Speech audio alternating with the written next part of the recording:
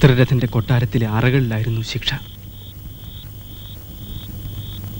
7 പകലും 7 രാത്രിയും നീണ്ടുനിന്ന കൊടും പീഡനങ്ങൾക്ക് ശേഷം അവരെനിക്ക് ശബ്ദം തിരിച്ചു തന്നു. ഒരു വ്യവസ്ഥയിൽ.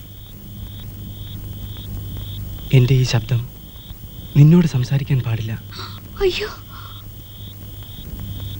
പക്ഷേ നിന്നോട് സംസാരിച്ചില്ലെങ്കിൽ എനിക്ക് ശബ്ദം എന്തിന്?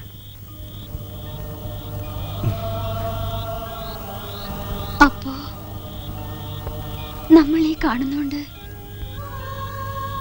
വീണ്ടും ശിക്ഷ ഉണ്ടാവുമോ? അവിടെ അറിഞ്ഞാൽ ഇനി ശിക്ഷ വന്നാൽ അത് വരുന്നത് ദേവേന്ദ്രന്റെ കൊട്ടാരത്തിൽ നിന്നായിരിക്കും.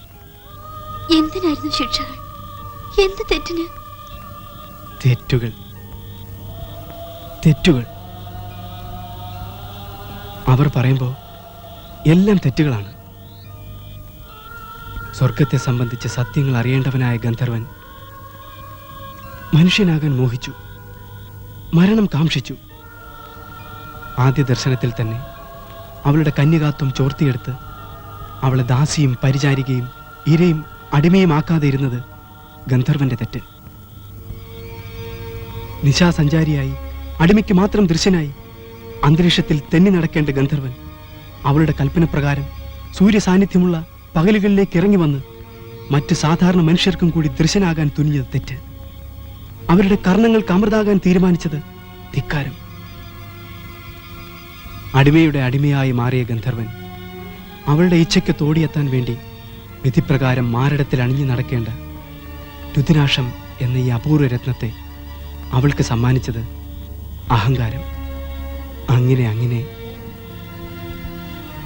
ഓരോ തെറ്റിനും ഉണ്ടായിരുന്നു ശിക്ഷകൾ. മനസ്സും ശരീരവും മുറിക്കുന്ന ശിക്ഷകൾ. ശിക്ഷയിലൂടെ പ്രായശ്ചിത്തം തന്ന് എന്നെ വീണ്ടും ഭൂമിയിൽ സ്വതന്ത്രനാക്കിയിരിക്കുകയാണ്. ഒരിക്കലും നിന്നെ കാണാനോ നിന്നെക്കുറിച്ച് ഓർക്കാനോ പാടില്ലെന്ന ഉഗ്രശാസനയോടെ. കണ്ടുവെന്നറിഞ്ഞാൽ? അറിയില്ല. എല്ലാവരുടെയും കണ്ണു വെട്ടിച്ചാണ് ഞാൻ നിന്റെ അടുത്തെത്തിയത്. പ്രകൃതിയുടെ ചാരന്മാർക്ക് എന്നെ ഗ്രഹിക്കാൻ കഴിഞ്ഞില്ല. കഴിഞ്ഞ 2 പകലും 2 രാത്രിയും നിന്നെ കാണാൻ വേണ്ടി ഞാൻ ശ്രമിക്കുകയായിരുന്നു. ചാരന്മാരുടെ കണ്ണു വെട്ടിക്കാൻ ഇന്നേ കഴിഞ്ഞുള്ളൂ. ഈ രാത്രി അവരുടെ കണ്ണിൽ പെടാതെ ഇരുന്നാൽ, ഈ ചന്ദ്രൻ അസ്തമിക്കും വരെ നമ്മൾ ഒന്നിച്ചു കഴിഞ്ഞാൽ ഞാനവരെ ജയിച്ചു.